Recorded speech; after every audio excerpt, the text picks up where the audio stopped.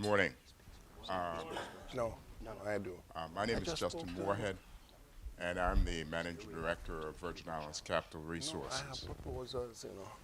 Virgin Islands Capital Okay. Resources is a 501c3 private foundation.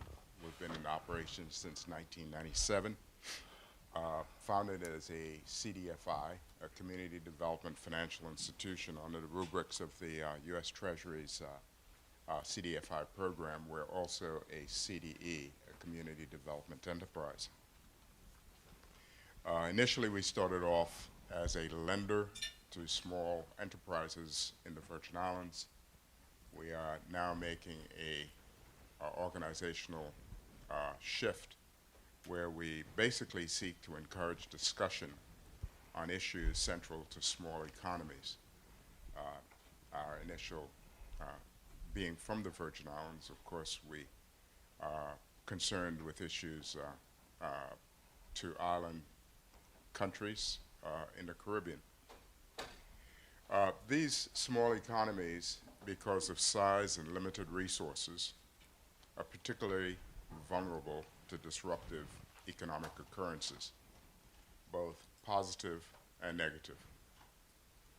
Discussions are therefore essential to focus on how best to prepare and be positioned for what's coming. The same can be said about regional businesses who have functioned in circumscribed markets and must now confront challenges as well as new opportunities. There are best practices to learn from, and most important is a need for information and a better understanding of the dimensions of the challenge. The necessary objective in both instances is to be both planful as well as strategic. At essence, this then is an effort to start that discussion around the issue of an emerging Cuban reality where there is economic normalization in the Caribbean. VICAP doesn't intend to stop with this particular session. We have two initiatives that we are working on, and we invite your comments on them. The first is the thought of an economic and business opportunity-focused familiarization trip to Cuba that seeks to go beyond the issue of simply seeing the infrastructure and the island, but to have substantive discussions with those involved in shaping economic policy of that island nation. The second is a possible one-day symposium sometime later down in 2016 after the summer meeting of the Cuban Congress to better understand the development objectives of that island nation. I have circulated two questionnaires there on each table. To the extent that you are, these are not commitments, they're simply our effort to gauge what interest might exist in either of these activities and to ensure that we can reach out and provide information on this. We would welcome you signing and letting us have your email address so that we can keep in touch.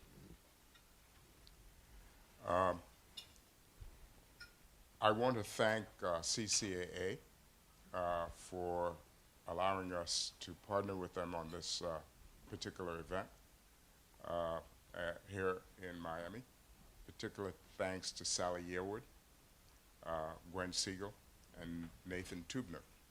They have been truly good friends in helping us pull this event together. I'm now going to turn this over to Richard Feinberg, who will be our moderator for the program today. Richard is a senior non-resident fellow at Brookings Institution. He's a professor of economics at the University of San Diego at the Graduate School of International Relations and Pacific Studies. He has his bachelor's from Brown and his PhD from Stanford. He has been special assistant to President Clinton and senior director of National Security Council Office of Inter-American Affairs for Latin America.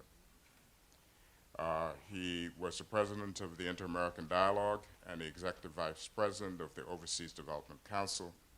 He has held various positions in the State Department as well as the U.S. Treasury's International Affairs Group. Richard has authored more than 200 articles and books, and his editorials and opinions have been found in the New York Times, the Washington Post, Los Angeles Times, and the Financial Times. I do urge you before you leave today to share with me the questionnaires that I've left out. It would be terribly helpful, and I would appreciate that. And we are podcasting this event so that to the extent that there are things that you'd like to go back over, you will be able to see the full podcast on the Virgin Islands Capital Resources website in a few days. Richard?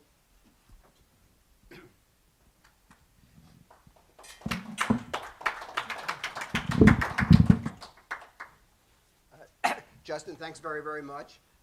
It's just delightful to see a full house so bright and early in the morning. So thank you very much for coming out at such a early hour. So what we're going to do today at this session is look at first Cuba, what it might look like in 5 to 10 years, and then we'll hear that from Ricardo, and then we will hear from Richard Bernal how you all, how the smaller states in the Caribbean might react in creative ways to that disruption. So the idea here is to see an issue, to see a problem, to see a challenge, but then not to just wring our hands, not to ask, oh, what will happen, but rather, what can we do to mold the future that we want for ourselves and for our children?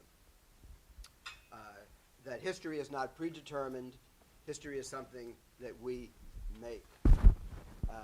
So just a word or two about what Cuba might look like, and then Ricardo will take it from there. One possibility is that we go back to the 1950s. Of course, in a multipolar world, but nevertheless, in the 1950s, in which Cuba, by far the biggest island, once again becomes the main destination for tourism, at least from the middle and upper classes from the east coast of the United States, as it was for my parents, for example, back in the 50s. I remember them traveling down to Cuba, in which Cuba becomes a major exporter, as it was, of coffee, of citrus, of tobacco, of baseball players, in which Cuba becomes... You already are. Already are, and more so. And in which Cuba becomes not an exporter of people, but as Cuba traditionally was, a major importer of workers, in which Cuba becomes a place where people from Haiti, the Dominican Republic, other islands, come to find work in a dynamic, export-oriented economy. Maybe we'll go back in that direction. But again, in a more multipolar world. So we're certainly not going to go back to a situation in which the United States was 90% of the external sector of the Cuban economy. Because in those days, back in the 50s, and this is something I think is very important because the Cubans sometimes worry, oh, we don't want to return to the domination of the United States. But that's in an open economy. But that misses the fact that the world is not in the 1950s. In the 1950s, the U.S. economy accounted for 50% or more of the global economy.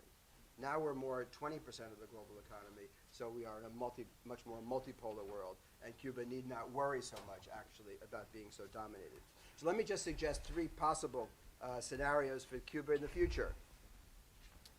One is the easiest scenario to predict, which is basically continuity. The Cuba in 10 years looks more or less like Cuba today, a little more reform, but basically continuity and inertia. First scenario, the inertia scenario. Second scenario, the less happy scenario, the ugly scenario, in which there are more and more distortions in the economy, in which we see rising corruption, maybe even more violence, civil unrest, and a lot of chaos in the development process.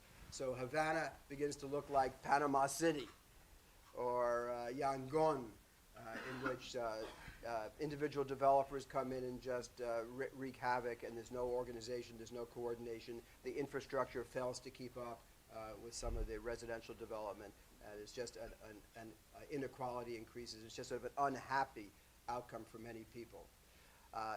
But then there's also the possible scenario that I call the sunny 2030 scenario. And that's the scenario in which Cuba is able to make a lot of market-oriented adjustments. It successfully develops a hybrid economy, maintains the quality, in fact, improves the quality of delivery of social services, and has very much a pluralistic insertion into the global economy. That's a situation in which Cuba draws on the best of other models that are out there, Costa Rica, Vietnam, and some other. I was recently in Germany, East Germany. Why not Berlin? Completely rebuilt in 25 years, but in a way in which the city is well organized, it's beautiful, and it's easy to get around. So we have models of successful transition. That might be a 2030 scenario for Cuba. So let me introduce our two speakers. Ricardo Torres is going to tell us which of those scenarios is the one that he's going to work to make happen. Ricardo Torres, he's the go-to guy in Havana.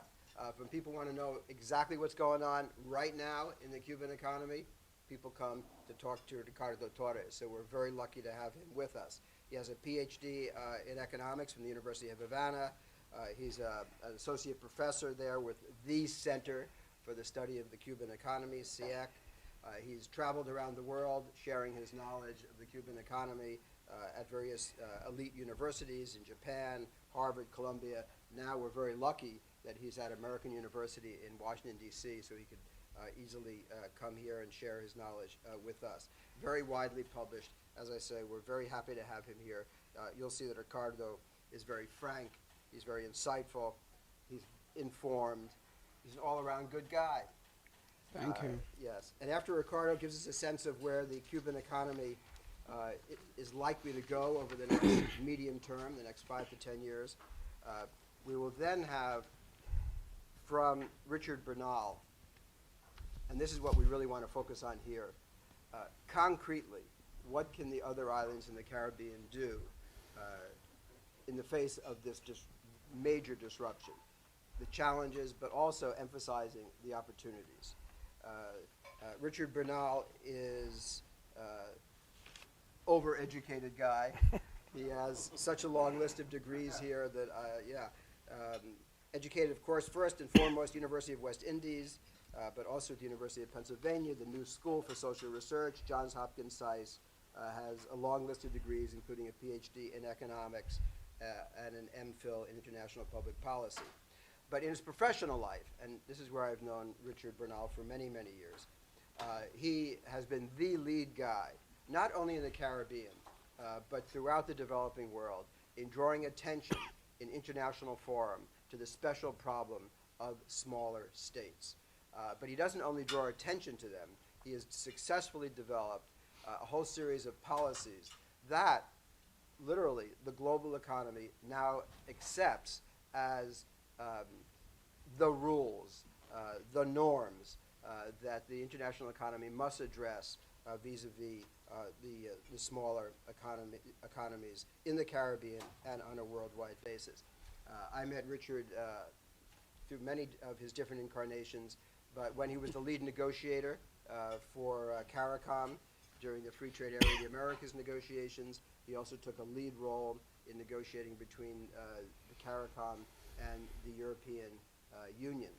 He has a number of books out. He has his most recent book. What's the title, Richard? The influence of small states on superpowers. The Influence of Small States on Superpowers. What a great title. And not only is it a good title, but it actually properly describes not what he suggests ought to be done, but rather what he did accomplish as a lead negotiator for CARICOM in, if you wish, extracting important concessions from the allegedly more powerful countries in international trade negotiations. Richard Bernal is a true visionary, a man who redefines, nothing less than redefines, the way states interact in global forum. And he presents concrete, viable solutions. And that's what we know that he will do this morning. So first, Ricardo Torres, give us a sense of where Cuba is going, and then Richard Bernal will follow and give us a sense of how the Caribbean might creatively adjust to that challenge. Thank you. Well, I would like to thank, first of all, Justin for the invitation to come here. And well, it's always difficult to talk about the future, so I'll do my best to lay out some basic features of what's going on in Cuba these days. It's probably good to start by saying that since Raúl became president in 2006, then for president 2008, there's been important structural changes in Cuba. There is an ongoing discussion in the country about the pace, the scope of those changes, but those are undeniable. And I can say that I've seen more changes in Cuba over the last 5 years than in the previous 30, in many important dimensions. So change is real. Right now it's more about how fast it's going to happen, but not if it's going to happen. It's happening already.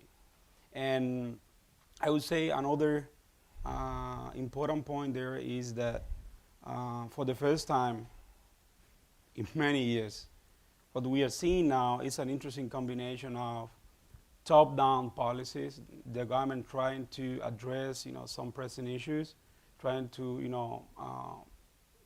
create the basis for a new model, and on the other hand, lots of interesting dynamics coming from bottom up.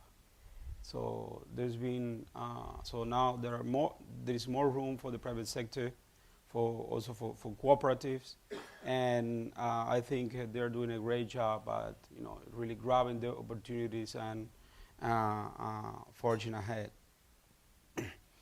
One problem when we try to think about Cuba's future is that currently, in terms of its development, economic development, the country lacks a strategy. So there is not a strategy, in terms of proper strategy. But I think now we are working on one. And I would like to say that definitely tourism, logistics, transportation in general are going to be a key part of that future model. All estimates and surveys from experts say that tourism is probably the single most important sector in today's Cuba's economy, and also looking into its future. It creates lots of jobs, and what we also hope from the Cuban side is that we can create and develop a more diversified tourism model. So Cuba so far has been very dependent on sun and sand, and very dependent on one market, which is Canada. Now the United States gaining market share, but we really hope that the country can exploit in the future its many unique resources to have a more diversified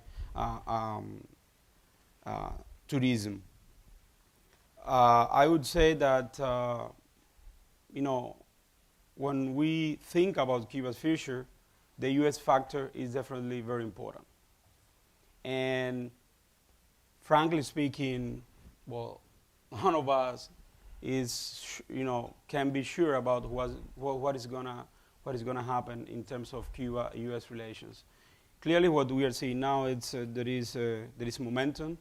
So both governments are doing, hopefully, their best to break from the path over that has been there for 55 years, but there are many factors out there that are definitely out of control, and it's difficult really to forecast, what is going to happen. So, with the very limited changes and relaxation of sanctions that have happened in the last, less than 1 year, so numbers in terms of visitors to Cuba are up almost 20%, and from the U.S., 60%. So it is already having a big impact on Cuba's tourism industry. Many are saying in Cuba already that our infrastructure is not nearly adequate to absorb that inflow. And one of the key, points for, as the country looks ahead, is the cruisers, definitely. There is a big project, for instance, to redevelop the Havana Bay area, and they're thinking about providing, space for many of those big cruise ships at the same time. So they're really looking ahead and in terms of tourism again, and also in that particular industry. Logistics as well is going to be a key part of that future. We are now seeing what's going on in the Mariel Development Zone. There is already a container terminal there. They're thinking about expanding that, looking into, within a few years. And I would like to say that, of course, I think from the Cuban side, it's very clear that the Mariel Zone or that project makes full sense only if Cuba engages the United States. Because it's really its full potential is related to U.S. companies and, coming there and settle, and also Cuba being able to export directly and to ship directly to the U.S. market, something that Cuba cannot do currently. I would say, and also that, again, within Cuba, there are, of course, many factors. As we all know, the political factor is also one that could influence tremendously, events in Cuba over the coming years. But we also see many forces that tell us that I think it's pretty much clear to me that changes will only accelerate and speed up in Cuba, with or without the United States. The U.S. could provide momentum and could provide oxygen, so to speak, to that process in terms of expanding economic opportunities for the country, for several key sectors, and also for people's access to key inputs like funding, communication, international networks, and all that. But the dynamic within Cuba signals that those changes are gonna forge ahead over the coming years, and we do expect new changes coming out of the next Party Congress, due to be in next April. And hopefully some of those will be related to coming up with a realistic economic development strategy for the country. And again, we know for sure that tourism is going to be a key component of that strategy. No doubt about that.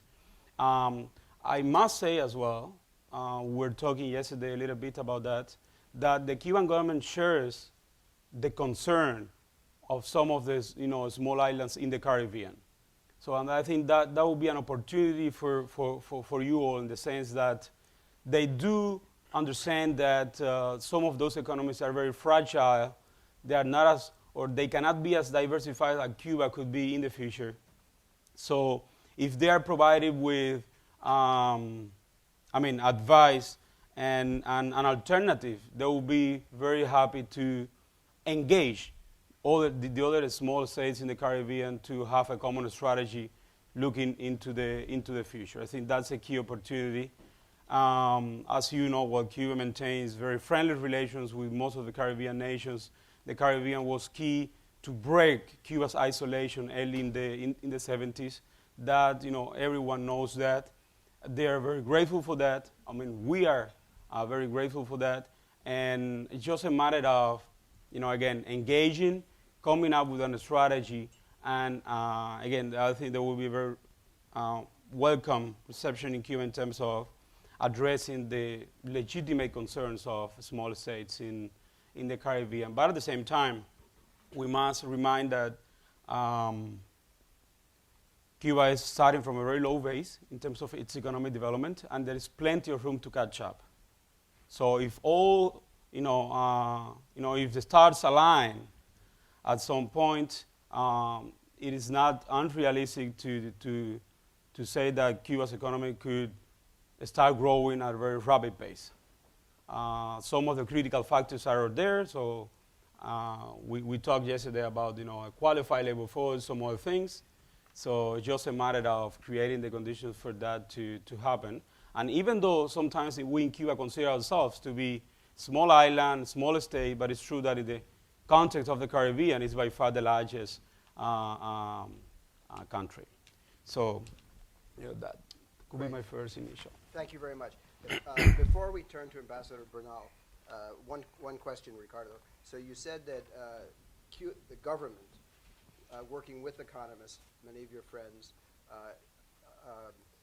is developing a development strategy. Mm-hmm. And if you could tell us, whatever you can tell us a little more about that, will this strategy build on, go beyond the 2011 guidelines? Will it be officially approved at the party Congress as an official document? What can you tell us about this? Well, first of all, like we all need to know that the party Congress on all of those events are mainly political, events. So it's very hard to say what is gonna happen there. I don't think many people know what is gonna happen there. I'm not presenting a situation in Cuba in which we all agree within the country about the country's alternatives for the future. That's not true.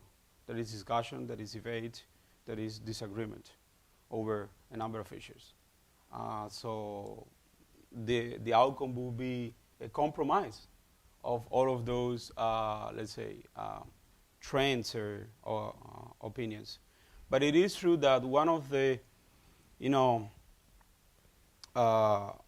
key points that we've discussed with the government and signaled to them is that if we are going to succeed, we cannot rely on, sporadic and incremental, chaotic steps. So we have to go for the big picture. We have to make a realistic diagnosis of the situation. We have to incorporate, which is something that Cuba has not been doing very often over many years, looking at the world, interpreting the world. The world is changing, has changed significantly over the last 25 years, and then conceiving a realistic strategy to the future. And one that really puts a premium on Cuba's gold assets, which is something that we are not currently doing. So yesterday we already discussed about the human capital migration, Cuba's demographic challenge. So and we think that what we're doing now is not really tapping into that tremendous human potential. And then I said that tourism is is going to be a key part of our strategy. That's for sure. Whatever that strategy is, tourism is a key part. It's already a key component of Cuba's economy, and it's going to be even more so in the future. It's a sector that generates the most jobs, and it's a sector that provides jobs in many areas in Cuba where you don't have, or we don't have, other economic alternatives, other opportunities for our people. So I think it's very important. And well, there are many other sectors as well. So we're really advocating, for instance, for knowledge-intensive activities. Creative economy, biotechnology, and many others. But not only thinking big in terms of scale, because that's been another curse in Cuba's history. No, we don't need a super a super big company to do this. So there could be thousands of small companies engaged in this sector. And yeah, that's what I can tell you about that. That's very helpful. Really, thank you very, very much.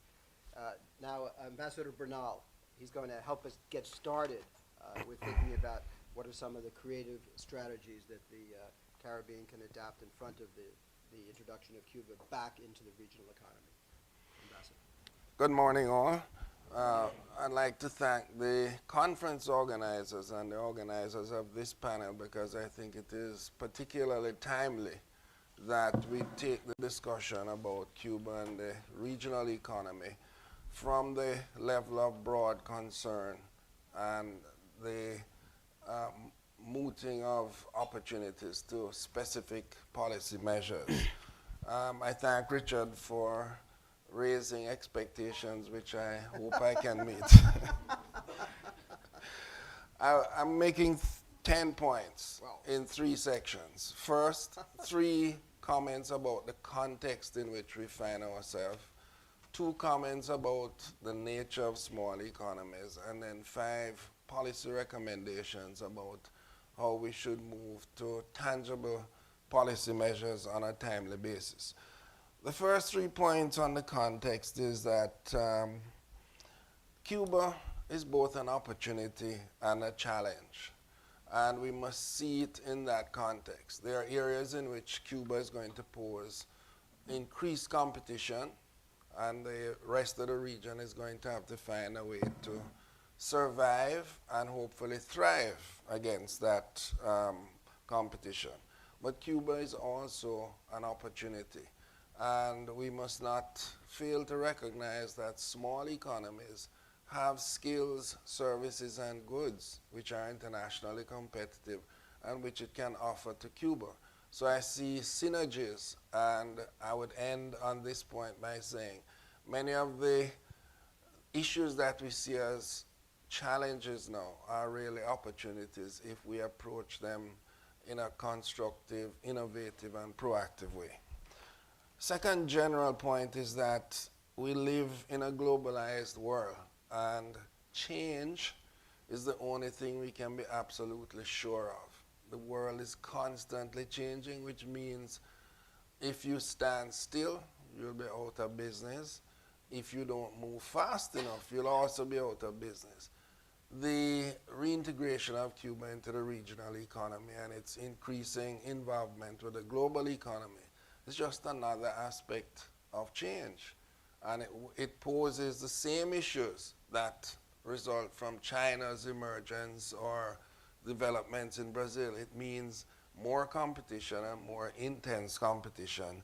And therefore we must focus on our response to increasing competition in the global economy, in which Cuba is a new aspect, but not something to be feared because it is part of life in a globalized world economy. Thirdly, I think the US is a major factor in all of this, but it is not the only factor. As Professor Feinberg pointed out very lucidly, the days when the US was 50% of the world economy is gone. True, the US is the dominant power still in this region, but in terms of economics, we have a multipolar world, and there are many other opportunities. Some of them can be accessed and engaged without affecting the US, and therefore we mustn't focus all our attention on what the US does, how it normalizes, how it will respond to initiatives in the region, because there are many other alternatives. For example, you will notice that the Caribbean region as a whole has become much less dependent on the US for aid and development finance. China is now a major player. It's just an illustration that if Cuba was going to seek development finance, it need not seek it only from the US or from international financial institutions in which US has a majority shareholding and influence. There are many alternatives. So while we're thinking about this, let's not just channel our thinking only towards the US. On the small economies, 2 points. We have to move away from thinking about comparative advantage and small economies. It is firms that trade.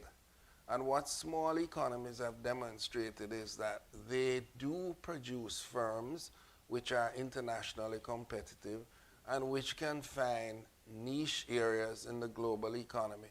Many of these areas are highly competitive areas, such as offshore finance, tourism. These are highly competitive areas. And what small developing economies in the region have demonstrated is that they can produce firms that can be competitive and even global leaders in many of these sectors. So we shouldn't doubt the capacity. That doubt only arises when you begin to focus on economies and GDP. We need to focus on firms. It's not comparative advantage of countries, it's competitive advantage of firms.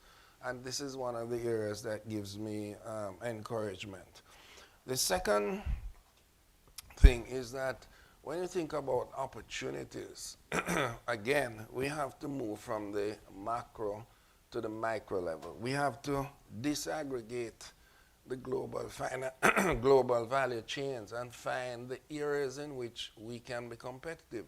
It may not be possible for small developing countries in the region to control a large part of a value chain or to produce an entire service or product, but we can be part of the value chain. And I think we have demonstrated that that is possible. Once we move away from areas which require less expensive labor, require economies of scale, there are many, many opportunities in the global economy. I illustrate.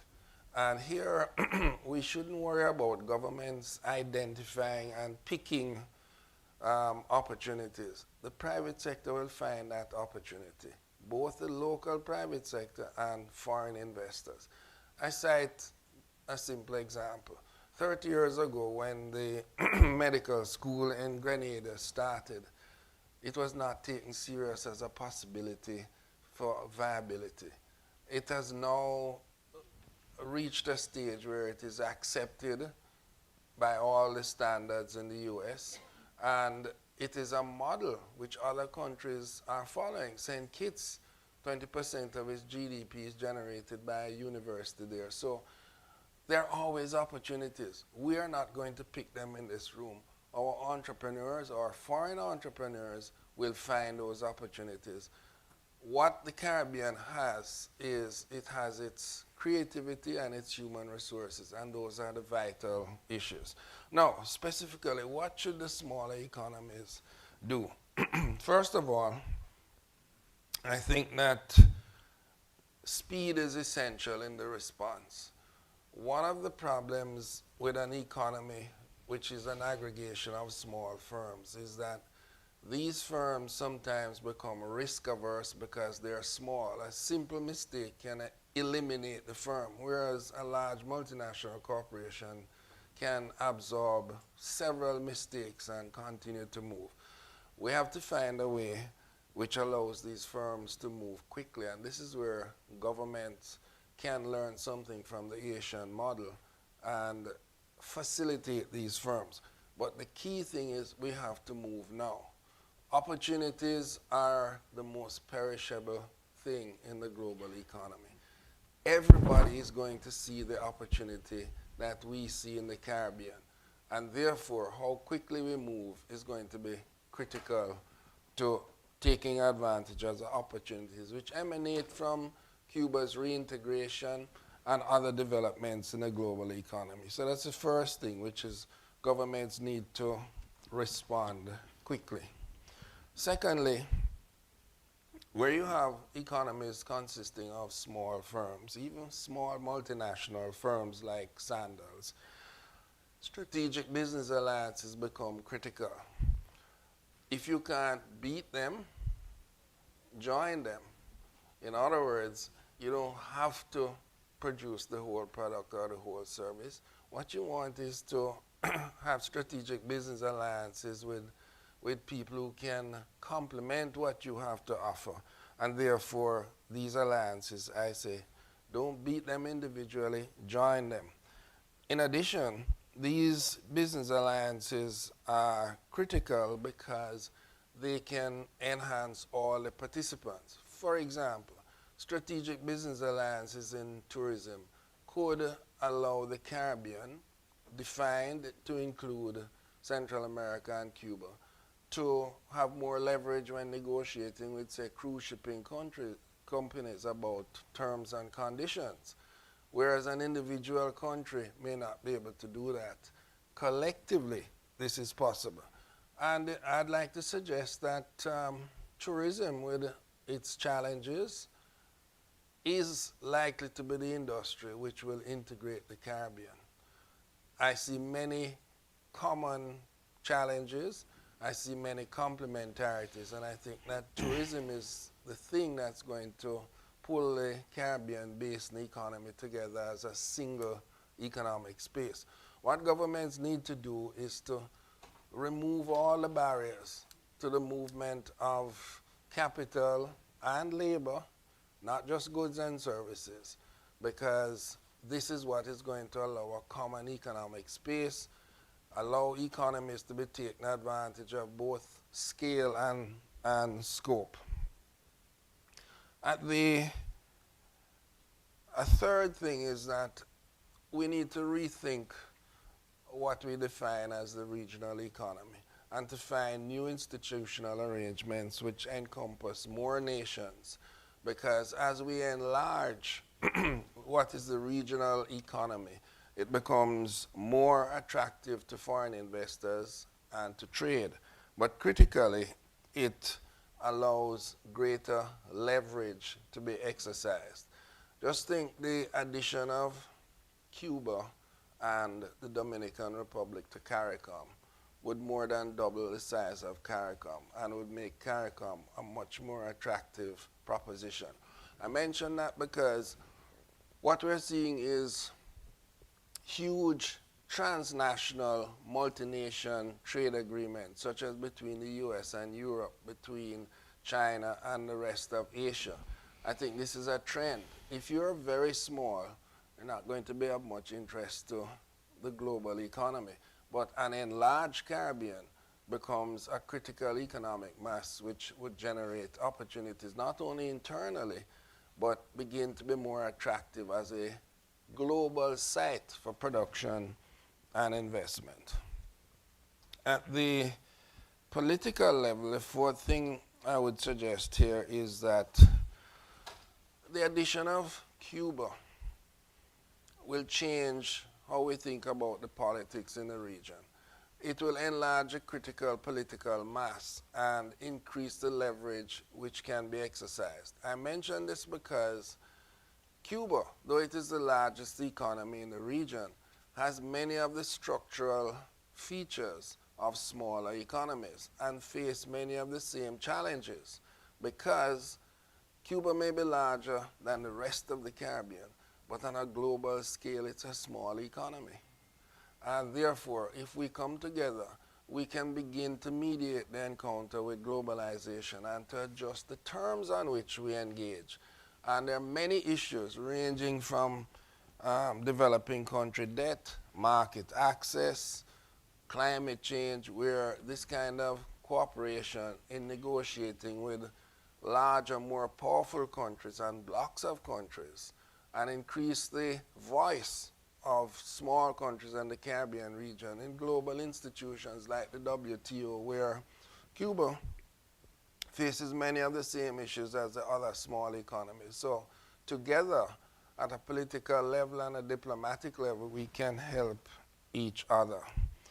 Finally, I would suggest that what the region has to do is to think non-traditionally. What has been demonstrated by the success of small economies, and if you look at small economies, they are not the poorest economies in the developing world. They are middle-income countries. What this demonstrates is that size is not a binding constraint. It's an additional difficulty, but it's not binding. And together, if we can think beyond that, and one of the ways in which we think beyond that is to begin to say that an economy is a network of international transactions. It's not a physical place.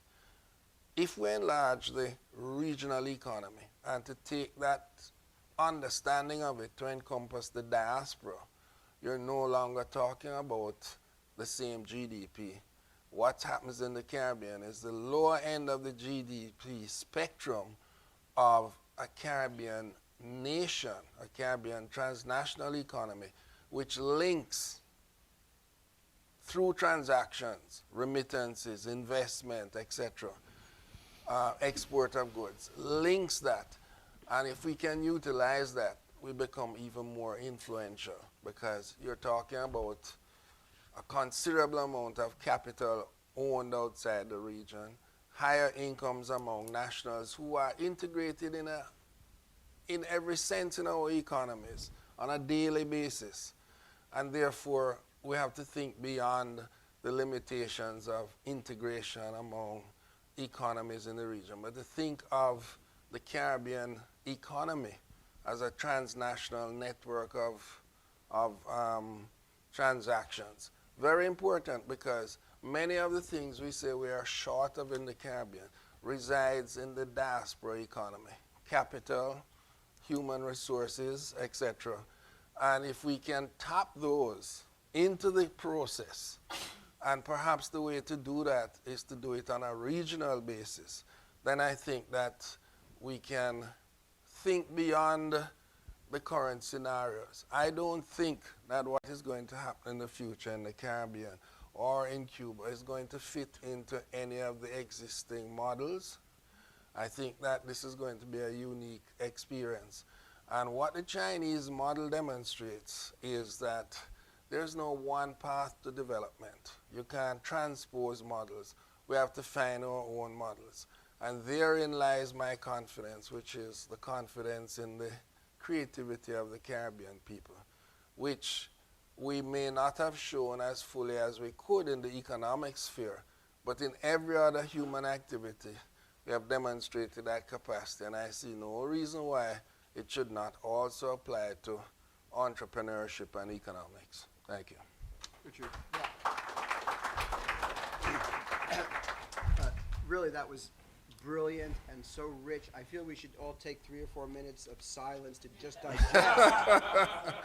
It may cause indigestion. To just digest really all of your theoretical concepts, but also very specific ideas applicable to the region, as well as your optimism, which I think is well founded. Your emphasis on firms as the driving force, the creative driver, but in the context of nation states and governments have an important role as a facilitator, as you pointed out, to build the infrastructure, as Ricardo emphasized. Let me just ask you one follow-up before we open it up. So you very interestingly pointed out as tourism, actually as a way not to divide, but to unify the region. At the same time, we can think of the movement of peoples among the countries of the area and among the islands. Maybe you could spell that out a little more. For example, we can think of people skilled in providing high-end tourism from the islands being contracted by hotel chains in Cuba, for example. At the same time, if Cuba is able to grow at 5% a year, which would be the sunny scenario, Cuba does not have the labor force to construct all those new buildings, hotels, and infrastructure that would be required at that rate of growth. Therefore, if that's the case, would Cuba return to being an importer of labor from other countries in the Caribbean, such that, which among other things would mean Cuba would be not just receiving remittances, but would be a sender of remittances to other countries in the region? How do you see the future of the movement of human capital, educated but also skilled labor? I think that the movement of human resources, sometimes illegally, sometimes legally, is a defining issue for the next 10 or 20 years in the global economy. I believe that we have to overcome the fear of migrants and the movement of people, because movement of people enriches economies. Within the Caribbean region, there's tremendous potential, because what we have is a mismatch at the national level between demand for certain skills and the availability of those skills.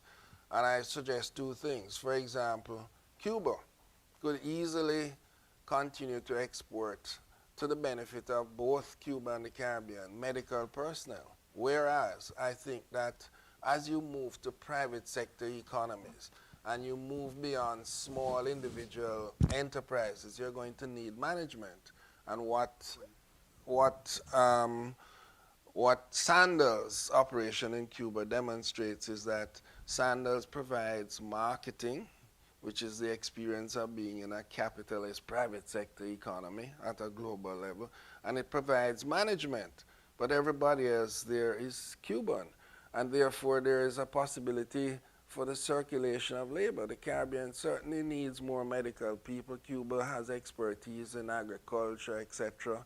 And the Caribbean has expertise in running private sector firms. So I see an enriching exchange of labor between and within the Caribbean. Thank you. Wonderful. So we have we have about another half hour. Is that right? 45 minutes. Excellent. So the floor is now open. Any comments? Doesn't have to be purely questions. Some of you may have some reactions you would like to share with us. Just before that, I should have made my usual disclaimer, which I'm speaking as myself and not on behalf of the Inter-American Development Bank. But perhaps on behalf of the government of Jamaica. Perhaps. Yeah. Yes, we're all here, of course, in our individual capacities. Yes, sir. If you Good might morning, just state gentlemen. your name and affiliation. Yes, sir. Austin Thompson with Thompson Management Consulting. Thank you all very much for an enriching discussion. We talk about firms as the driving force for development and improvement of the Cuba and the overall Caribbean region. We also discussed a focus on tourism and logistics. I want to understand if there are opportunities for STEM development, manufacturing, offshore manufacturing in the Caribbean region, as they have done in India and China and much of Asia.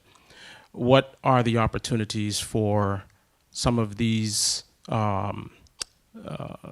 processes to be moved offshore into the Caribbean region to help create employment, to drive the economies forward and to create much more success, and to alleviate the focus on just a single economy, which is tourism.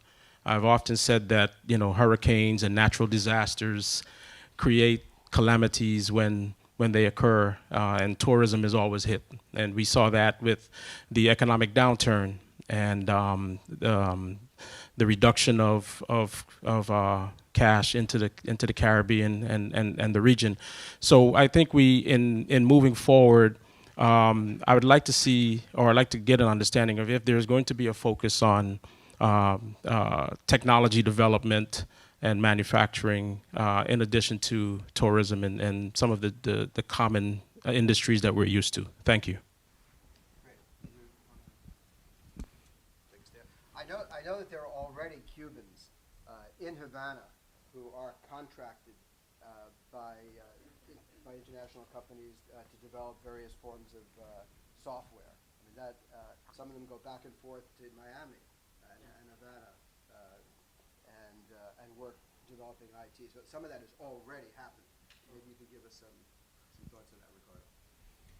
I mean, when I talked about the Mariel Development Zone and the incoming strategy in Cuba, so I mentioned tourism obviously because it's one of the key sectors and it's going to be the same for many years to come. But at the same time, I mean, I don't see Cuba as a country with a big manufacturing phase in the future. I think the times of heavy industry and that kind of thing, even assembling type industries, I think are gone for Cuba. I don't think that their competitive advantages lie in that kind of sectors, but I mean the project in the Mariel Zone is not only a logistics issue. So the government is trying to attract foreign multinational, foreign companies to establish manufacturing plants here, but mostly in high-end industries. So pharmaceuticals, biotechnology, renewable energy, I mean, everything related to logistics as well. But I mean, I think it is part of Cuba's strategy to a future to have to rebuild to some extent its manufacturing phase, but a different one, not the one that we used to have in the past. So I think there is a scope for that. And the other thing is, I think that is something that probably needs to be studied in more depth, is creative industries in general. So there is a huge potential, obviously, in Cuba, but so far we've been unable to tap into that, because that requires, and I think that in a way relates to what Richard said before, to having a different kind of economy. What's been Cuba's economy so far? A centrally planned economy, resource allocation mostly going through a central agency, that kind of things. But what we believe is that is going to change. I mean, it is changing already, and it's going to change. So that could provide the basis for these kind of industries that are more in a way decentralized, small scale, like very dynamic, to have an opportunity in Cuba over the future. In my remarks, I mentioned the need to selectively look for niches in the value chain and to move to the higher end of the value chain. I don't believe the Caribbean, because of scale and cost of labor as middle-income countries, is going to have a major future in mass manufacturing and mass agricultural products like sugar. But I believe there's an opportunity higher up the scale. For example, you may not just produce sugar anymore. You may produce organic sugar, or you may not just produce bulk rums. You may produce high-end rums. I'm saying that you can have a manufacturing and agricultural base, but which is at the high end, where the product value has been increased. You're not any longer selling sugar or bulk rum. You're selling the high-end products, and there's a possibility. I just want to mention that it's a lot of common talk about the need to diversify from tourism. There's always the necessity to have a more balanced and diversified economy, but don't underestimate the backward and forward economic linkages of tourism. Tourism is a major market for the agricultural sector. It is what keeps the entertainment sector going. It helps to preserve traditional craft. It is the heart of the transportation sector. It's a basis for international transport, aviation. So tourism is not just any industry. It has tremendous linkages. What you have to make sure is that you realize that tourism, like every other product in the global or service in the global economy, has to change to survive. Maybe sea and sand is not the entire future. Maybe there's heritage tourism. One has to realize 70% of the tourists come from the U.S. China is going to be the main source of the largest source of tourists in 2020. Has anybody thought about the market? What do you have to do to tap that market? Maybe in 20 years, the majority of tourists are not Americans. They may be from South America. They may be from Asia. I'm just saying that you have to continually reinvent the product. The good companies are not those that, good companies respond to demand. Great companies create demand. When Apple creates the iPad or the iPod, they are creating demand. So we have to begin to think in those terms in all the sectors, including tourism. I'm so glad this issue of the creative sector has come up, because that is where the Caribbean has been so strong. If you go back to the 1920s, 1930s, of course, tremendous influence in the United States, but also in Europe, of creativity coming out of the Caribbean.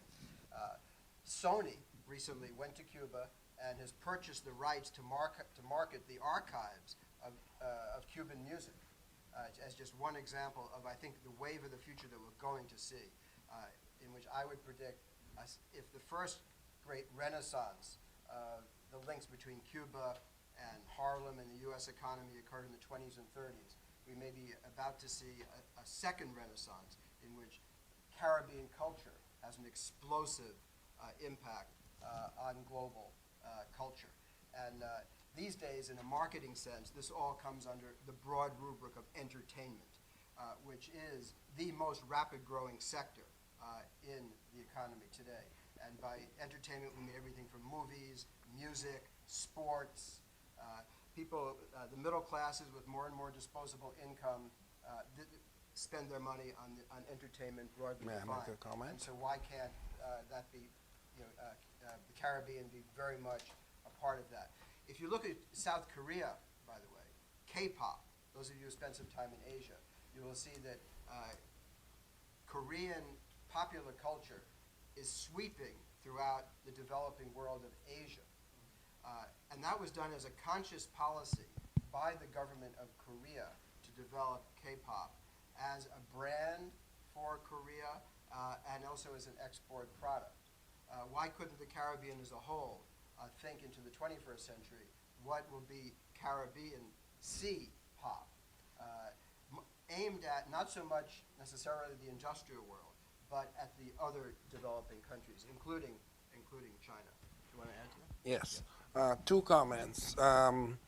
Korea is by our standards, is a large economy.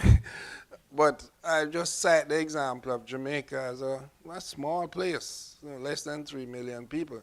But it has produced a genre of music, reggae, which is now, is an accepted international genre. And Cuban music is well known. So, possibilities. I endorse what Richard says. I go back to my point, though. We need to capture the high end. It's not just about artists recording. Where the royalties occur, where the legal work for the entertainment, where the booking is done. What you find in the Caribbean is we are at the primary stage in providing entertainment services. You have all these entertainers producing music and artwork, but the high end, where the money really is not in the region. It's where the legal work is, where the intellectual property rights payments are made. That is what we have to capture in any future drive in entertainment. So maybe in this room there are current or future producers of music and other forms of culture. Yes, sir. Did you want to add?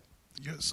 Good morning. Miles Plaskett from Dwayne Morris here in Miami. Mr. Torres, with the new opening on that the current administration is working on with Cuba, U.S. companies and investors still have restrictions on what they can and can't do on the island. But they have ideas about what they want to invest in and what kind of businesses they would like to see happening, including telecommunications. You spoke about this before. I'd like to get some more, have you expand on it a little bit more. What does Cuba actually want? Where do they want it? And how are U.S. companies going to be able to get in there and actually do it? And following up with you, Ambassador, if American companies, if Cuba is going to be open to American investment, and worldwide larger economy investment, how are small island nations going to be able to compete, even if you talk about coming in, not joining, not fighting, but joining, and maybe doing part of like a value added? There's still a much larger scale, much bigger companies, many more companies here in the U.S. that are ready to do this and are much more better prepared than the companies that you would find in the smaller island nations. And how is that going to be? How will they be able to get in there? Well, sometimes there is a problem when we talk about Cuba in the sense that what's Cuba? The Cuban government or the Cuban people? So it's difficult to say. So let me try to guess what the Cuban government wants right now. So I think most people understand that there is a tremendous risk associated with the rapid, quick move from what Cuba is today and what it could be in the future.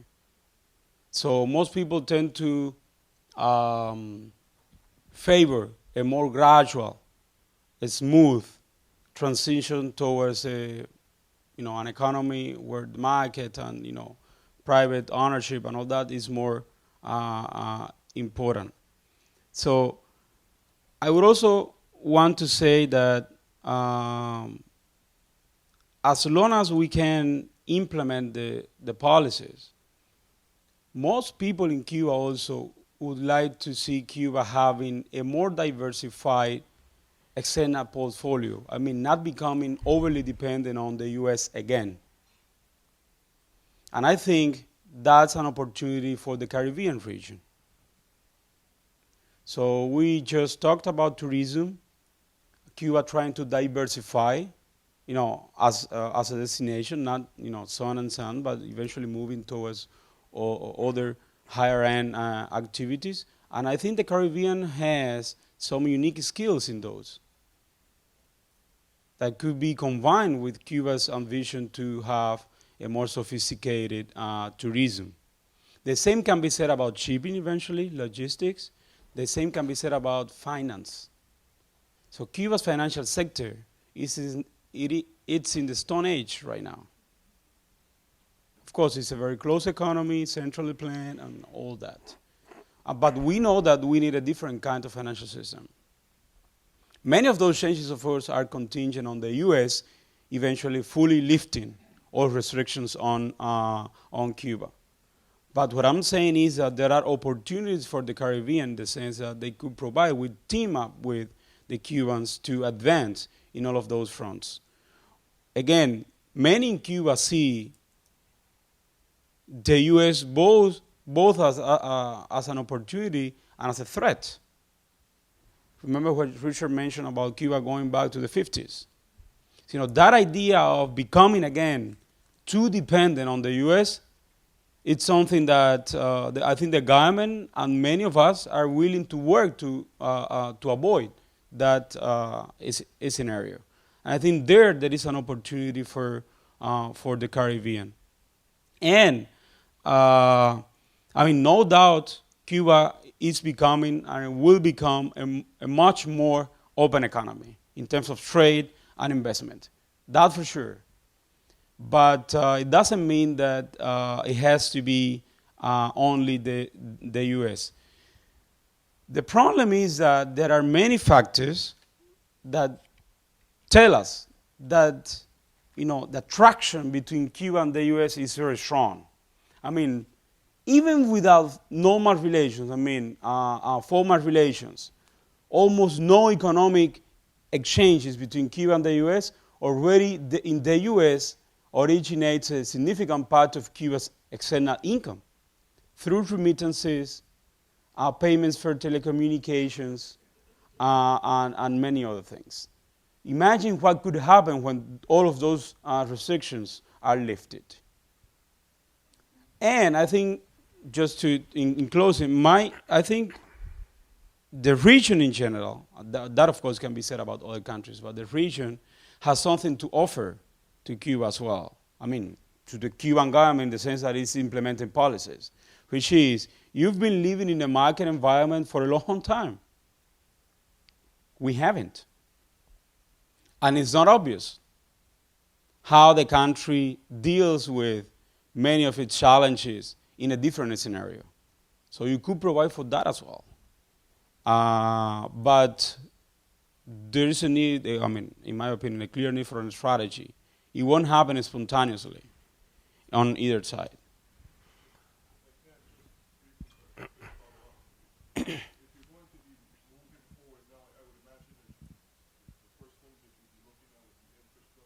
Projects, renewable, from what I understand, renewable type projects. Why work with these small nations in the Caribbean or even the U.S. when you could work with Spanish-speaking countries in Latin America or with Spain?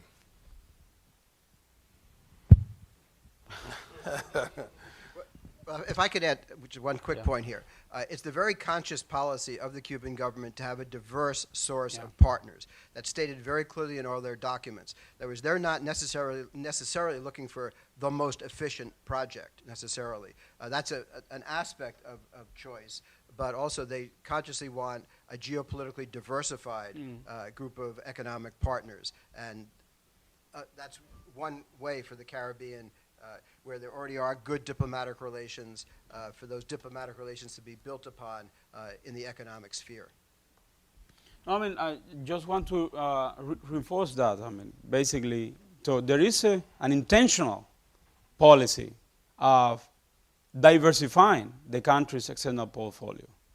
And that means Latin America, the Caribbean, Europe, Asia. I mean, China is already a big trading partner for Cuba, but now engaged in Vietnam as well, Japan again, and also increasingly other countries in Africa and the Middle East. Cuba is already setting lots of medical services in the Middle East. So, I mean, this is conscious. I mean, the Cuban government would like to see a more diversified portfolio when it comes to its external partners, not just few big countries and big powers. So there's an open door. Why would Cuba or larger countries want to engage with small nations? Several reasons. One, talent is everywhere. You don't have international reggae music without a Bob Marley. You may have the network, you may have the market, you may have the recording facilities, but there is talent everywhere. And talent there exists in small economies. Secondly, for small economies, it's not what you do in small economies, it's what you do from small economies. And you can, if you take the example of the Cayman Islands, the Bahamas, the U.S. Virgin Islands, you can have global industries which are based in small economies. The offshore financial sector is based in some of the smallest economies in the world. And it just illustrates that a small economy may have talent and may have location, it may have many other things to offer to big firms and to big countries. Thank you.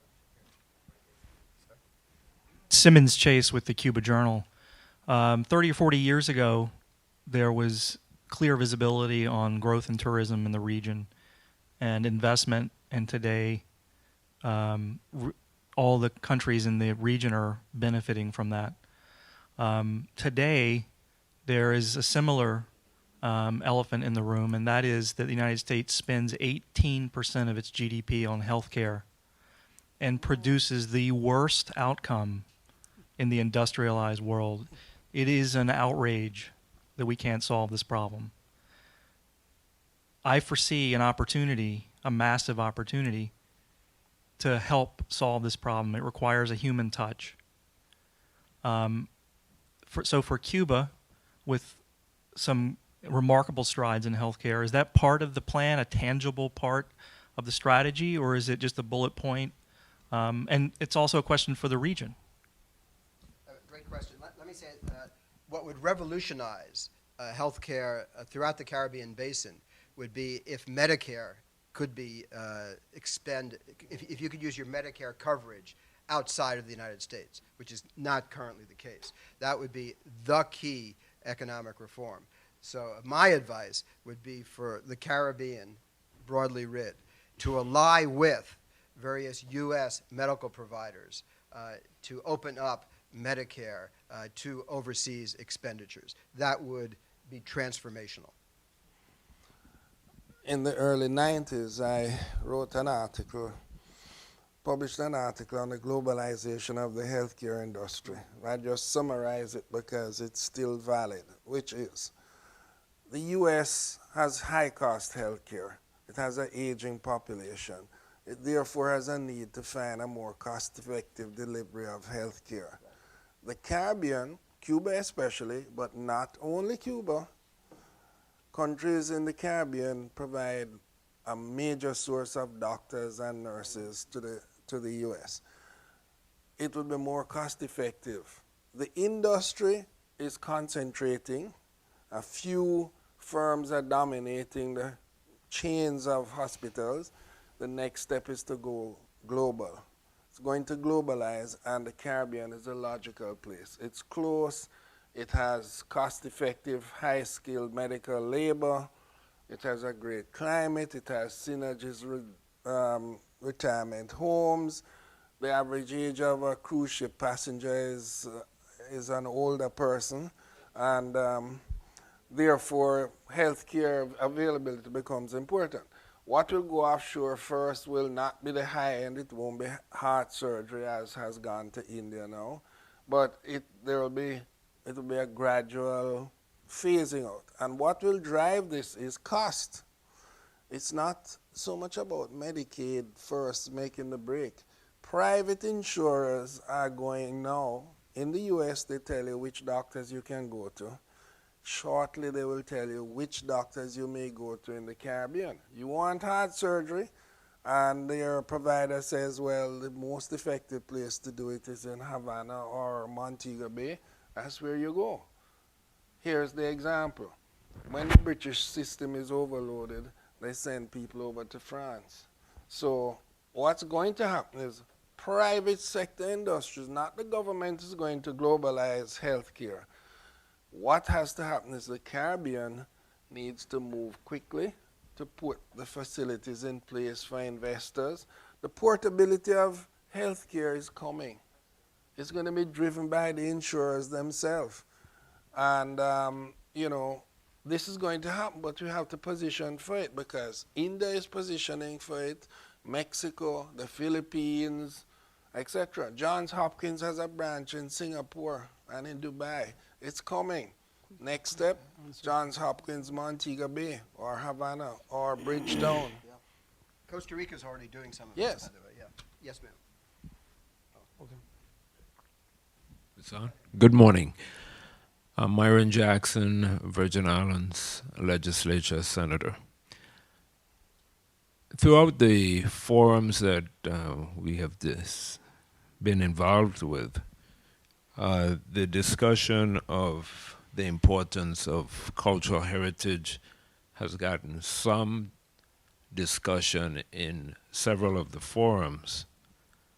I am very interested in the role that Cuba has played and can play as it relates to the advancement of cultural heritage and how we market that cultural heritage as a region. And they've been doing this, of course, with many of the island states throughout the decades. But for example, the U.S. Virgin Islands has been locked out of those exchanges with the exception of intellectual through conferences and some of our artistic exchanges, but very limited. How do you see this being advanced in the 21st century? Is there a market for cultural heritage that falls into tourism that you're encouraging us to diversify, of course, but how do you see cultural heritage in the 21st century within this discussion? Any takers? I defer to my colleague. Again, going back to medical tourism, yes. I think it's part of Cuba's strategy. I mean, we have basically all the components of a medical cluster. So we produce medical equipment. We have world-class research into biotechnology and pharmaceuticals. We've had the facilities. We know how to run a public sector cost-effectively. A public healthcare sector cost-effectively. And the idea would be not sending physicians abroad very much, but bringing patients to Cuba. So I think that's a change we need to see happening in Cuba. Regarding that, that is precisely what I had in mind when I said that Cuba is or should look at diversifying it, as a destination. So I think we are not exploring fully what is unique from Cuba, and a large part of it is its heritage in many ways, cultural, history, architecture. I think there is quite a big consensus in Cuba, in Havana, not to destroy the city to please multinationals, but to preserve the city so that people go to Havana because they will find a unique experience there that they cannot have in other places. The Office of Historian has done a tremendous job in Old Havana with very limited resources. So we very much look forward to the future. We will have a lot more money to invest in preserving that heritage. But not only Havana. That can be said also about many other smaller towns in Cuba, Trinidad, for instance, Santiago de Cuba, some others. And I think there is a consciousness about that in Cuba. So we should not sweep all of this, but we have to preserve this because that's part of our legacy, that's part of our heritage, and that would make us unique in many ways. So I think there is a lot of room to go for that, and I think is very well placed within Cuba, the Cuban government's policies. Preserving that instead of becoming so modern that you lose what you've got so far. Yeah, I think Cuba clearly has this idea of it providing in the tourist sector differentiated products, right? So you still always have sun and surf, but the idea of cultural tourism, particularly around Havana, but also some of the provincial cities, is definitely part of the future, and other countries could do the same. If you go to Colombia, for example, Cartagena has done an excellent job at refurbishing, remodeling, and preserving their colonial sector. So that is now a major draw for Colombian tourism, as one example. Question. Justin? Yeah, hi. Thank you. Thanks, Richard. I just wanted to congratulate the panel for the importance of the theme. I think it's obviously of critical importance. And Ricardo, Ambassador, if I could make two very, very quick observations and comments. I was formerly Ambassador of Canada to Cuba for a number of years, and I just wanted to highlight a piece around the political commitment of the government of Cuba to its relations with the Caribbean in general. I think this is it's been touched on. I was just very recently in a meeting with the CEO of a very major Canadian bank, and for those of you who will go nameless, for those of you who are in the Caribbean, you know the significant role that Canadian banks play in the Caribbean, very interested in a potential resurgent Cuba, and it was with very senior Cuban officials. And the message from the government of Cuba was that it has been and it remains a key piece of Cuban foreign policy to maintain its relationship with its Caribbean neighbor partners. This is of fundamental importance. They've expended a great deal of diplomatic time and energy in rebuilding this. Very senior members of the Cuban political leadership are engaged in these relationships. Ricardo Cabrizas, who is now vice president of the country, was in charge of that relationship with CARICOM and with as the ambassador will know, of course, and this continues. Cuba is a fusion country of multiple influences and cultures, but it self-perceives very much also as a Caribbean country, and that's a piece of their foreign policy that I don't see changing very much. The other quick observation is to segue from the ambassador's point about high-end value-add industries and the financial services sectors. I just note that, for example, one of your fellow Caribbean countries, Barbados, is one of the very few countries in the world which has two treaties with Cuba, both foreign investment protection and double taxation. This makes Barbados, in a select group, probably you can count on a couple of fingers of one hand, of countries that have a kind of access to the development of the Cuban economy in the future for the international financial community that sits squarely in the Caribbean. Thanks very much, Mark.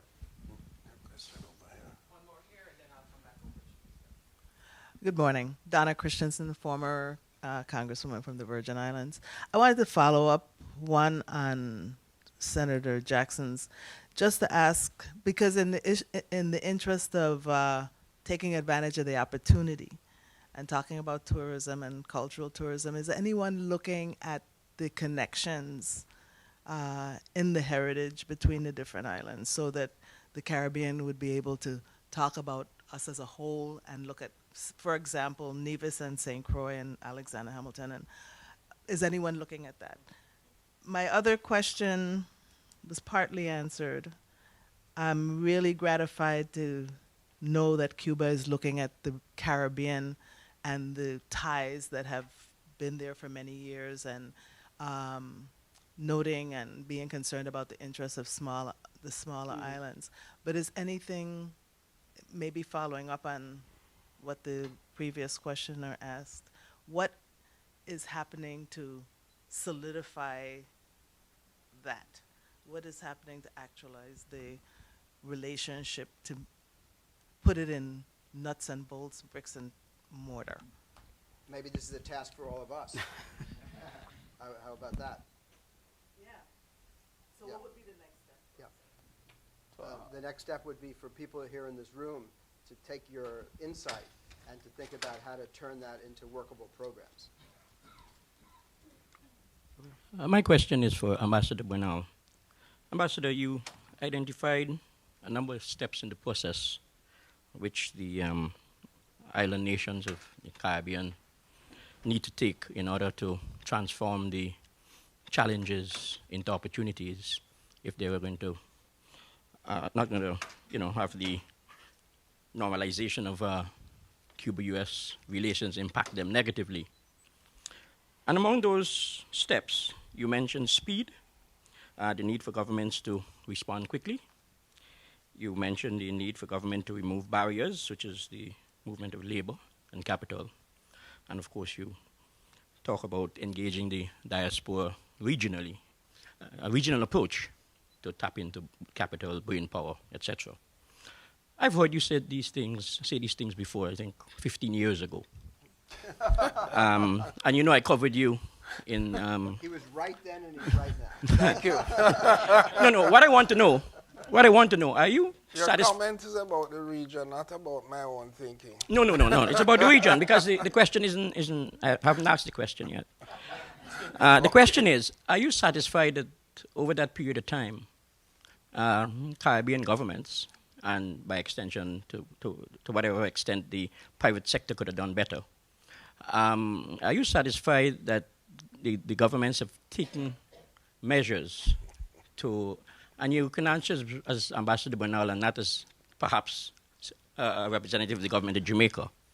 But are you satisfied that, governments have begun to take these steps to make it easier or, to put in place the environment that would allow for the Caribbean private sector, the countries, to take advantage of these opportunities?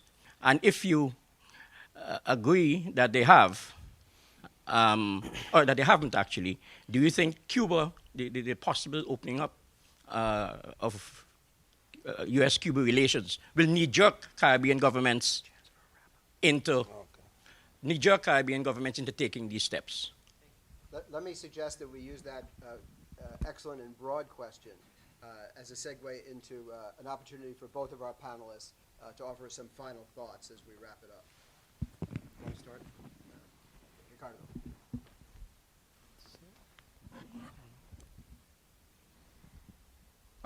Well, I think in terms of Cuba relations with the Caribbean at large, so far those relations have been very intense in terms of cooperation, medical cooperation in some other areas as well. Political relations are very good, very friendly.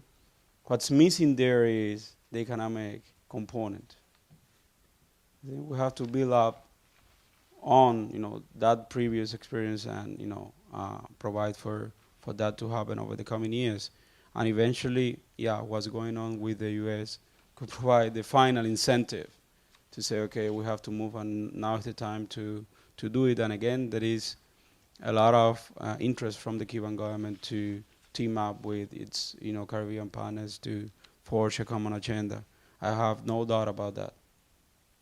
And well, regarding Cuba in general, so I think we should not panic in the sense that both in terms of Cuba-U.S. relations, difficult to say when the full lifting of sanctions could happen, but eventually many of us think that it would take some years.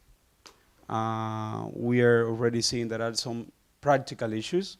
So even with the changes that the Obama administration has have introduced, in practice, some of those are not working for a number of reasons. So it would take time to fully normalize relations between our two countries. And from inside Cuba, also the preferred scenario is a gradual transition towards a different economic model, not a quick shift. And that should also provide time for adjustment, for jumping into a strategy, that kind of things. And again, Cuba also has a lot to learn from, in many areas, and that's also an opportunity, both in terms of economic policies in general, and also in terms of how to develop specific sectors where I believe the Caribbean can provide some valuable knowledge and expertise. Excellent. Terrific. Final thoughts, Ambassador? Two quick thoughts and as a wrap-up. One is that the new developments, both at the global level and within the region, as Cuba and U.S. adjust their relationship, is creating both an opportunity and a necessity to rethink how we conceive of the regional economic space and how we can put in place the necessary institutional arrangements to ensure that we develop a regional economy which is beneficial to all. Secondly, I think there's a long history of close relations between the Caribbean and Cuba, and I think that the cooperation possibilities are very important, both in terms of benefiting intra-regional economic relations, but very importantly, how as a group we can change the terms of our integration into the global economy, because all the countries of the Caribbean are small by global standards, and they face many of the same structural problems and many of the same problems at the global level. And I think the addition of Cuba to whatever grouping we conceive of as regional, whether it is Caribbean and Central America, etc., can make an important difference to the opportunities we can find in the global economy, both individually and collectively. I close by saying that I have abiding confidence in the Caribbean people, and that confidence is only enhanced when we collaborate together. Very, very well stated. I think we've had an extremely rich conversation, including many comments and insights from you all here. I think we see a possibility of a region increasingly integrated with regard to capital flows, the movement of people, as well as the movement of goods, and a more integrated region serving as a platform and a springboard for interaction with the global economy. So having said that, let me very much thank our two speakers, Ambassador Bernal, Ricardo Torres, for an extremely stimulating conversation.